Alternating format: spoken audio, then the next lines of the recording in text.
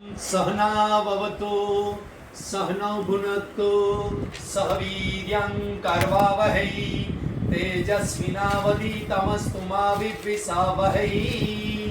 ओम शांति शांति शांति। हरि ओम श्री गुरुभ्यो नमः। हरि ओम। श्रीमद् भगवद गीता અધ્યાય 1 ની પહેલા આપણે 18 અધ્યાયનો સાર સમજી રહ્યા છીએ। એમાં 7 અધ્યાય સુધીનો સાર સમજી ચૂક્યા છે। આજે 8મા અધ્યાયનો સાર સમજશું। કારણ પહેલો અધ્યાય સમજતા પહેલા અધ્યાયની અંદર જે વિષય છે એ વિષયને બારીકાઈથી સમજતા પહેલા આખી ગીતાને સમજવી જોઈએ। જેવી રીતે પુસ્તકની અંદર શું છે એ પુસ્તકની પહેલા પાનાની અનુક્રમણિકામાં જણાવવામાં આવતું છે। આ નિયમ છે, એટલે સંત મહાત્માઓએ આ નિયમ પાડ્યો છે એવું નહીં। તમે સામાન્ય સાંસારિક ભણતર પણ ભણો ને તો ઇન્ડેક્સ આવે, અનુક્રમણિકા આવે કે ભાઈ આ પુસ્તકની અંદર શું શું આવવાનું છે ટૂંકમાં। તો એવી જ રીતે આ ભગવદ ગીતાની અંદર શું આવવાનું છે એનો ટૂંક સાર આપણે સમજી રહ્યા છે। તો 8મા અધ્યાયનું નામ છે અક્ષર બ્રહ્મ યોગ। અક્ષર એટલે જે ક્ષર ન થાય, જેનો નાશ ન થાય, અને એવું બ્રહ્મ તત્વ, બ્રહ્મ એટલે પરમાત્મા, પરમેશ્વર જે કેવું હોય તે, એને શાસ્ત્રમાં એટલે કે વેદોમાં બ્રહ્મ નામથી ઓળખવામાં આવે, જે નિર્ગુણ નિરાકાર છે। અને યોગ એટલે અક્ષર જે અવિનાશી બ્રહ્મ તત્વ એટલે કે નિર્ગુણ નિરાકાર છે, એનો યોગ થતા જન્મ મૃત્યુનું ચક્ર ફીટી જાય છે, મોક્ષ પ્રાપ્ત થઈ જાય છે। તો હવે આ અધ્યાયની શરૂઆત અર્જુનના પ્રશ્નથી થાય છે। 7મા અધ્યાયના અંતમાં ભગવાને સમજાવ્યું કે જે જ્ઞાન વિજ્ઞાન યોગ બરાબર સમજી જાય છે તે બ્રહ્મને જાણી લે છે, અધ્યાત્મને જાણી લે છે, કર્મને જાણી લે છે, અધિભૂતને જાણી લે છે, અધિદૈવને જાણી લે છે, અધિયજ્ઞને જાણી લે છે। એટલે પ્રશ્ન થયો અર્જુનને કે ભાઈ આ બધા શબ્દો બહુ અઘરા છે। તમે જ્ઞાન કીધું કે આ સર્વ કઈ બ્રહ્મ છે, અને વિજ્ઞાન કીધું કે એ બ્રહ્મ હું છું, આ બરાબર છે, પરંતુ પછી જે આ 6 શબ્દો વાપર્યા એ શબ્દનો અર્થ શું થાય છે એ મને જણાવો। એટલે જે જ્ઞાનનો વિષય ચાલી રહ્યો હતો એમાં અર્જુને બ્રેક પાડી અને કીધું ઉભા રહો, આ જે તમે 6 વસ્તુ બોલ્યા એ સમજાણી નહીં। એટલે પ્રશ્ન પૂછે છે કે બ્રહ્મ શું છે, અધ્યાત્મ શું છે, કર્મ શું છે, અધિભૂત શું છે, અધિદૈવ શું છે, અધિયજ્ઞ શું છે। અને એક પ્રશ્ન પોતાના તરફ જે કે છે 7મા અધ્યાયના અંતમાં કે જેણે અંતકરણને વશમાં કરી લીધું છે તે અંતકાળે આપને કેવી રીતે પામે છે એ પણ ભગવાન મને જણાવજો। કાં તો આ શબ્દોને જાણવાથી મારું કલ્યાણ થવાનું નથી, પણ અંતકાળે જ્યારે મૃત્યુ આવે છે ત્યારે મૃત્યુ વખતે હું તમને કેવી રીતે પામી શકું એ પણ મને કહેજો। કાં તો મુખ્ય વસ્તુ એ છે। એટલે ભગવાન આ પ્રશ્નનો જવાબ આપવા માટે થોડુંક વિસ્તાર કરે છે। તો બ્રહ્મ શું છે? તો કે બ્રહ્મ એટલે પરમ અક્ષર, અવિનાશી। ઘણું બધું વસ્તુ અવિનાશી છે, આકાશ અવિનાશી છે, નાશ ન થઈ શકે, પરંતુ એ સાપેક્ષતામાં અવિનાશી છે। અંતકરણ નાશ ન પામે, પરંતુ સાપેક્ષતામાં, એટલે કેટલાય જન્મોથી આપણે એને એ જ અંતકરણ આપણી સાથે લઈને આવ્યા છે, એનો નાશ નથી થતો। સૂક્ષ્મ શરીર, અંતકરણ એટલે સૂક્ષ્મ શરીર, અહીંયા સમજવા, એનો નાશ નથી થતો, એ પણ અવિનાશી। માયા અવિનાશી, પરંતુ અહીંયા આગળ બ્રહ્મ એવું અવિનાશી નથી, સાપેક્ષતા વાળું અવિનાશી નહીં, એ છે પરમ અવિનાશી, એટલે પરમ અક્ષર કે જેનો ક્યારે પણ નાશ શક્ય નથી। સૃષ્ટિની પહેલા પણ હતું, સૃષ્ટિ અત્યારે છે ત્યારે પણ છે, અને સૃષ્ટિ નહીં હશે ત્યારે પણ છે. એ જ બ્રહ્મ છે એવું અર્જુનને અને આપણને બધાને સમજાય. એ કેવું છે તો કે નિર્ગુણ નિરાકાર છે. એને કોઈ ગુણ નથી, એને કોઈ આકાર નથી. જસ્ટ દ્રષ્ટાંત તરીકે જોવું હોય તો બ્રહ્મની નજદીક આકાશ આવે. આકાશને કોઈ આકાર છે નથી. આ બધે જ આકાશ છે.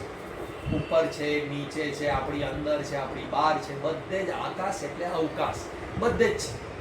એને કોઈ આકાર નથી. ઘડાની અંદર છે, ઘડાની બહાર છે, બધે છે. એટમની અંદર પણ આકાશ છે, એટમની બહાર પણ આકાશ છે. એટલે નિર્ગુણ નિરાકાર છે. સચ્ચિદાનંદ ઘન છે. સચ્ચિત અને આનંદથી ભરપૂર છે બ્રહ્મ તત્વ. અને અવિનાશી કીધું એવા પરમાત્મા એટલે બ્રહ્મ. આ પહેલા પ્રશ્નનો જવાબ. બીજો પ્રશ્ન તો અધ્યાત્મ શું છે?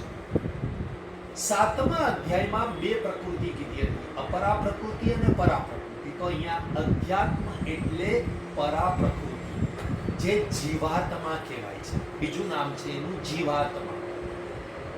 જીવનું હોવાપણું એટલે કે જીવનું સ્વરૂપ જે છે, જે પરમાત્માનો સ્વભાવ છે. પરમાત્માનો સ્વભાવ શું છે? સચ્ચિદાનંદ. જે બહાર છે ના, અંદર પણ આપણી અંદર છે, પરંતુ જ્યારે અંદર આવે ત્યારે એનું નામ બદલાઈ જાય છે. જેવી રીતે આકાશ બધે જ છે, પરંતુ આ રૂમના આકાશને શું કહેવાય? મઠાકાશ કહેવાય. ગળાની અંદર આકાશ હોય એને ઘટાકાશ કહેવાય. નામ બદલાય. ગળામાં ખાલી જગ્યા છે ને, એમાં તું પાણી ભર એવું કહેવાય. ખાલી જગ્યામાં પાણી ભર શક્ય નથી. ક્યાં ભરવું? આપણે પ્રશ્ન પૂછે તો કે ઘડાની અંદર જે ખાલી જગ્યા છે એમાં પાણી ભર. તો એવી રીતે આ જે બ્રહ્મ તત્વ છે એ જ આપણા શરીરની અંદર, એનું નામ બદલાઈ ગયું, અધ્યાત્મ થઈ ગયું. એને જ બીજું નામ અપાય છે જીવાત્મા. એને જ પરાપ્રકૃતિ પણ કહેવાય છે. જીવનું હોવા પણ. જીવ શેને લીધે છે તો કે આત્મ તત્વને છે, માટે એનું નામ છે જીવાત્મા. આત્મ તત્વને લીધે તમારું ને મારું અસ્તિત્વ છે, અને એ જ અધ્યાત્મ છે. અને એ સ્વભાવ છે. હોવાપણું આપવું, સત અસ્તિત્વ આપવું એ એનો સ્વભાવ છે. ચેતનતા આપવી એ એનો સ્વભાવ છે. આનંદ આપવો એનો સ્વભાવ છે. આનંદ ક્યાંથી આવે છે? અંદરથી જ. વસ્તુમાં આનંદ છે, વસ્તુમાં આનંદ હોત તો કાયમ આનંદ હોત ને બધાને આનંદ આપત, પણ ના, એવું નથી. તો આનંદ અંદરથી આવે છે. એટલે અધ્યાત્મ એટલે જીવાત્મા. ત્રીજું, કર્મ એટલે શું એમ પૂછ્યું તો કે કર્મ એટલે જે સૃષ્ટિની રચના થાય છે, સર્જન, પાલન અને સંહાર, એને કર્મ કહેવાય છે. અથવા તો બીજા શબ્દમાં કેવું હોય તો કે આ સ્થાવર જંગમ. સ્થાવર એટલે સ્થિર રહેનારું, અને જંગમ એટલે હલનચલન કરનારું, પ્રાણીઓનું હોવાપણું, સ્થિર રહેવાપણું અને હલનચલન કરવાપણું, એવો ભાવ એને પ્રગટ કરવામાં જે ત્યાગ થાય છે. આ સ્થાવર સૃષ્ટિને પ્રગટ કરવામાં જે ત્યાગ કરવો પડે છે એને કર્મ. આપણે પણ જો કોઈ કર્મ કરવું હોય તો સમયનો ત્યાગ કરવો પડે, એટલે સમય આપવો પડે, પૈસા આપવા પડે, શરીરની શક્તિ આપવી પડે, તો કર્મ થાય. એટલે કંઈક ની કંઈક ત્યાગ જોડાયેલો હોય છે. એટલે જ્યારે સૃષ્ટિ નહોતી ત્યારે કંઈ નહીં, પણ પછી સૃષ્ટિ થઈ એટલે ત્યાગ કર્યો, એટલે કે જે એની અંદર હતું સૃષ્ટિ, એને બહાર પ્રગટ કરી દીધી આપણા બધા માટે. એટલે કર્મ એટલે આ આખા જગતનું હોવાપણું, પ્રગટ થવાપણું, કે જેમાં ત્યાગ છે, અને એ જ વિશેષ રૂપે ક્રિયાશીલ થવાપણું છે. જે એકવાર સૃષ્ટિનું સર્જન થઈ જાય ને પછી એની મેતે જ ક્રિયાઓ ચાલુ રહે. ગરમી, ઠંડી, વરસાદ, વાયુ વહે રાખે, અગ્નિ બાળે રાખે, અગ્નિ રસોઈ કરાવે રાખે, પાણી વહે રાખે, બધું એની મેટે ક્રિયાશીલ થઈ જાય છે. એને કર્મ કહેવાય છે. જે સહજતાથી ભગવાને સૃષ્ટિનું સર્જન કરીને ચાપ દાબી દીધી એટલે બસ ચાલુ, મશીન ચાલુ, આ સૃષ્ટિ રૂપી મશીન ચાલુ છે. એને કર્મ કહેવાય. અને એ કેવી રીતે ઉત્પન્ન થયું? તો કે સંકલ્પ માત્રથી. ખરા અર્થમાં સત્ય રૂપે કોઈ આ જગત જેવું છે નહીં, સંકલ્પ માત્ર છે. જેવી રીતે મનની અંદર સંકલ્પથી આપણે આખી સૃષ્ટિ ઉત્પન્ન કરીએ છીએ, સ્વપ્ન સૃષ્ટિ અથવા તો દિવા સ્વપ્ન. તો એવી જ રીતે અહીંયા પણ સંકલ્પથી ભગવાને જગત ઉત્પન્ન કર્યું. એ છે કર્મ. ટૂંકમાં સમજાવું છું, એનો બહુ વિસ્તાર છે. પછી ચોથું છે અધિભૂત. ભૂત એટલે પંચમહાભૂત અને અધિ એટલે શરૂઆત. પહેલું ભૂત એટલે કે સૃષ્ટિની શરૂઆતમાં જે તન્માત્રા અને એમાંથી આ પંચમહાભૂતમાંથી બનેલી સૃષ્ટિ એટલે કે દરેકે દરેક પદાર્થ સર્જન, પાલન અને સંહાર એ કર્મ છે. પરંતુ એ કર્મ જે પદાર્થ પર થાય છે એ પદાર્થને અધિભૂત કહેવાય, જે એકચ્યુઅલી શરૂઆતમાં પંચમહાભૂતમાંથી બનેલું છે. જે પણ પંચમહાભૂતમાંથી બનેલું છે એને અધિભૂત કહેવાય. કારણ કે શરૂઆતમાં એક જ તન્માત્રા હતી, એટલે પંચમહાભૂત શુદ્ધ રૂપે હતું અને એમાંથી પછી મિશ્રણ થઈ, પરમ્યુટેશન, કોમ્બિનેશન થઈ અને પછી આ બધા પદાર્થો ઉત્પન્ન થયા, એટલે એને અધિભૂત કહેવાય. પછી અધિદૈવ. દૈવ એટલે દેવ અને અધિ એટલે સૌથી પહેલા દેવ. હવે બધા જાણો છો પુરાણમાં સૌથી પહેલા પ્રગટ કોણ થયા? બ્રહ્માજી. એને જ વેદાંતની ભાષામાં હિરણ્યગર્ભ કહેવાય છે. તો અધિદેવ એટલે સૌથી પ્રથમ દેવ કોણ? તો કે બ્રહ્માજી, જે આદિ પુરુષ છે. સૃષ્ટિની શરૂઆત થઈ એની પહેલા બ્રહ્માજી પ્રગટ થયા હતા. પ્રગટ થયા, હિરણ્યગર્ભ એને કહેવાય છે. બીજા શબ્દોમાં આદિ પુરુષ કહેવાય છે. એ છે અધિદૈવ. અને અધિયજ્ઞ કે જે યજ્ઞ એટલે નિષ્કામ કર્મ અને અધિ એટલે સૌથી પહેલો નિષ્કામ કર્મ. એટલે કોણ? તો કે અધિયજ્ઞ. તે આ દેહમાં આવીને વસેલો છે. અંતર્યામી રૂપે રહેલા ભગવાન વિષ્ણુ ભગવાનને અધિયજ્ઞ કહેવાય છે. પહેલો નિષ્કામ કર્મ કોઈ, એને કોઈ કામના નથી અને છતાંય બ્રહ્માજીને પ્રગટ કરી અને આપણા બધા માટે આ સૃષ્ટિનું સર્જન કર્યું, પાલન કરી રહ્યા છે અને સંહાર કરી રહ્યા છે. ત્રણ રૂપે, બ્રહ્મા, વિષ્ણુ ને મહેશ રૂપે. એટલે પાલન કરી રહ્યા છે, એમને કોઈ સ્વાર્થ નથી. એટલે યજ્ઞ કહેવાય. યજ્ઞ એટલે નિષ્કામ કર્મ. એટલે વિષ્ણુ ભગવાન જે આપણા બધાનું પાલન કરી રહ્યા છે એ અધિયજ્ઞ, સૌથી પહેલો યજ્ઞ એમણે કર્યો, એટલે એને અધિયજ્ઞ નામ આપવામાં આવે છે. હવે આ થયા 6 શબ્દોના અર્થ. આનો વિસ્તાર 8મા અધ્યાયમાં બહુ સુંદર રીતે છે અને સંતોએ ખૂબ ટીકા પણ કરેલી છે. 7મો પ્રશ્ન હતો કે અંતકાળે હું પરમાત્માને કેવી રીતે પામું? તો વસીભૂત અંતકરણ હશે અને તે દ્વારા મારું સ્મરણ કરતા કરતા શરીર છોડશે, તે મારા સ્વરૂપને પામશે. અંતકાલે ચ મામેવ સ્મરન્નુત્વા કલેવરમ સપ્રયાતિ સમદ્ભાવ યાતિ નાસ્ત્યત્ર સંશય. 5મો શ્લોક કહે છે કે તે મારા જ અંતકાલે ચ મામેવ, અંતકાળે મારું સ્મરણ કરનાર મને જ પામે છે, એમાં કોઈ સંશય નથી. તું શંકા કરતો જ નહીં. અંતકાલે મારું સ્મરણ રહેશે તો પછી આ જીવતા લોકોએ પણ સંશય નહીં કરવાનો ને જે મૃત્યુ પામી રહ્યો છે એને પણ સંશય નહીં કરવાનો. એ મારા જ ભાવને પામી જશે, એટલે પરમાત્મામાં એકરૂપ થઈ જશે, મોક્ષને પામી જશે. પરંતુ મારું સ્મરણ નથી કરતો એટલે બીજું સ્મરણ કરે તો પછી ભગવાને કીધું યમ યમ વાપી સ્મરણ ભાવમ ત્યજેત્યંતે કલેવરમ તમ યમ યમ વાપી સ્મરણ ભાવમ ત્યજેત્યંતે કલેવરમ સદા તમ તમે વેત્તિ કૌંતેય સદા તદ્ભાવ ભાવિતા.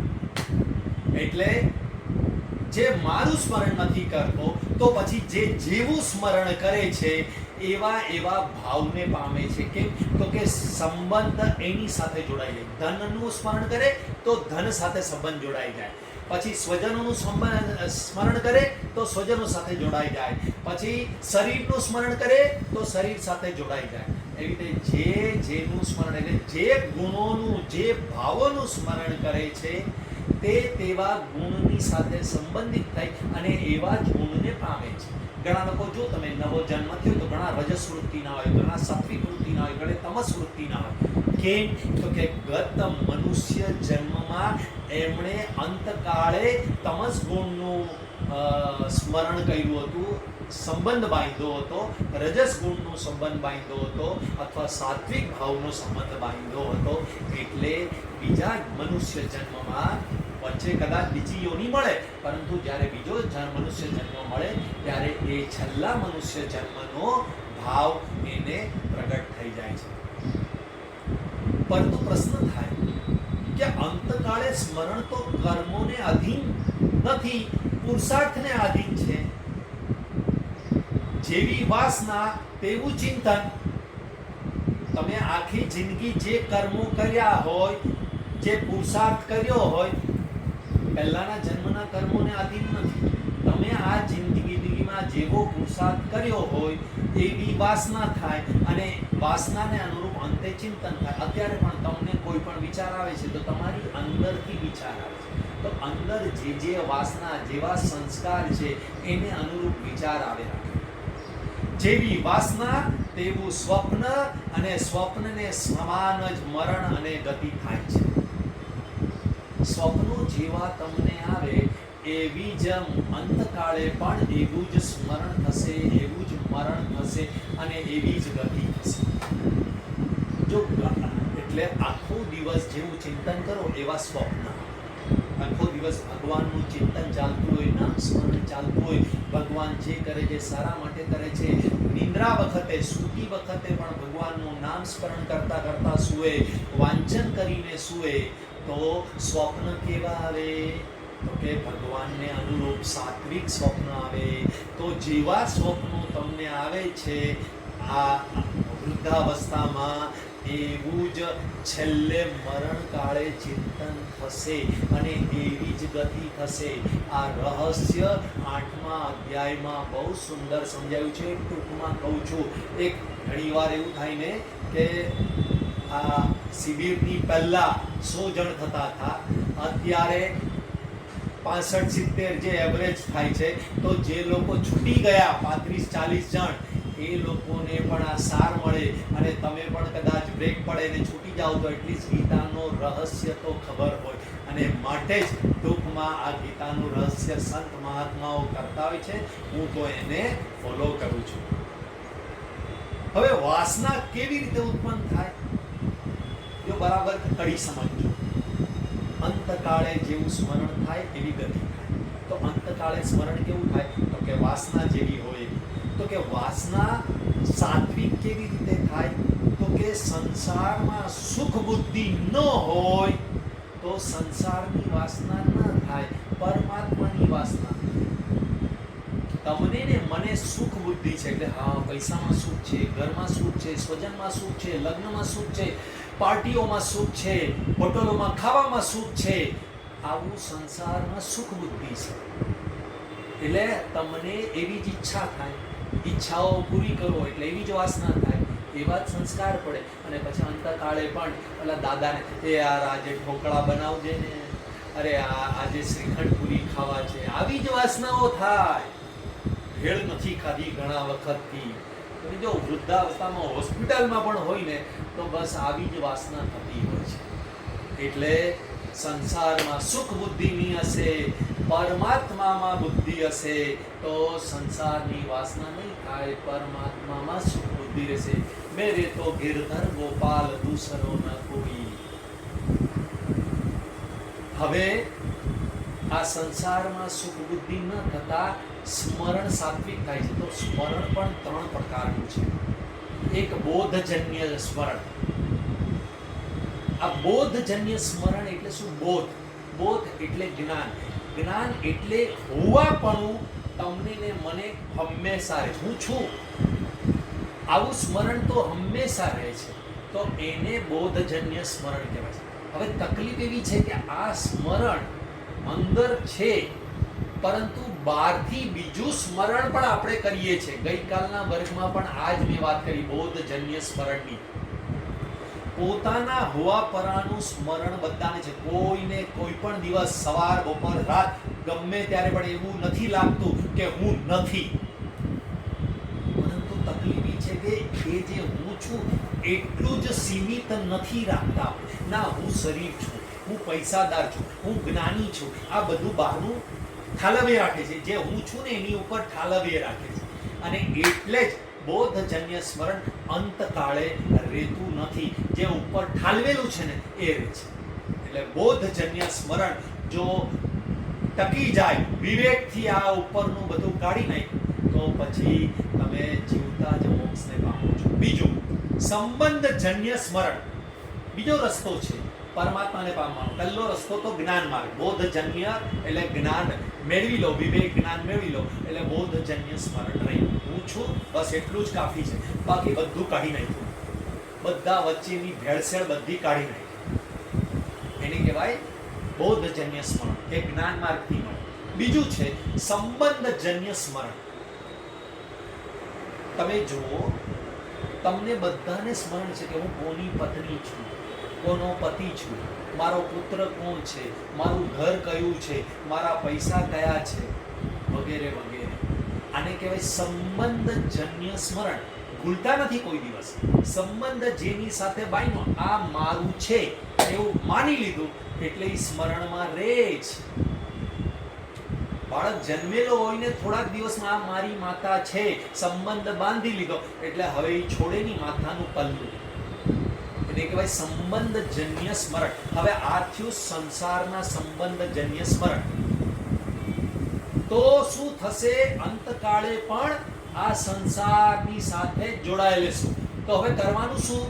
તો કે સંબંધ જે સંસાર સાથે છે ને એની જગ્યાએ પરમાત્મા સાથે જોડી દેવાનું. હું હમણાં બોલી ગયો મીરાબાઈનું, મેરે તો ગિરધર ગોપાલ દુસરણ કઈ. મીરાબાઈએ સંબંધ પરમાત્મા સાથે જોડી દીધો તો એનું પણ કલ્યાણ થઈ ગયું. એટલે સંબંધ જોડવો છે. પછી તમે કોઈ પણ પ્રકારનો સંબંધ જોડો પરમાત્મા સાથે, પિતાનો, પુત્રનો, ભાઈનો, સખાનો, શિષ્યનો, કોઈ પણ સંબંધ જોડો તો સંબંધજન્ય સ્મરણ પણ રહે છે. એટલે તમને ઉદાહરણ આપ્યું કે તમને બધાને સ્મરણ છે હું કોની પત્ની છું, કોનો પતિ છું. આ સ્મરણ રહે જ છે. કારણ શું? સંબંધ જોડી દીધો તમે. લગ્ન થયા એટલે સંબંધ જોડી દીધો એટલે સ્મરણ ભૂલાતું નથી.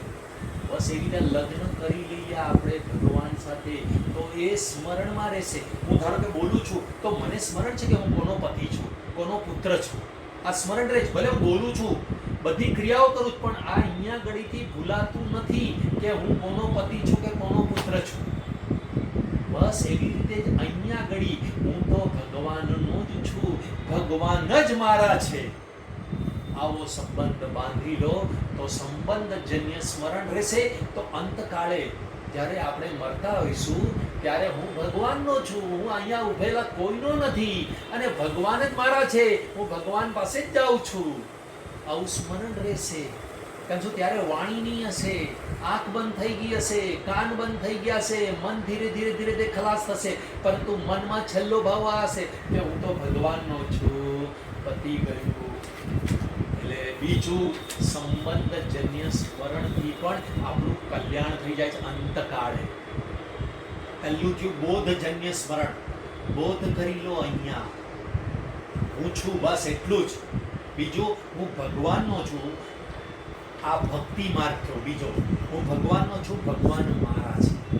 અને ત્રીજું છે ક્રિયાજન્ય સ્મરણ.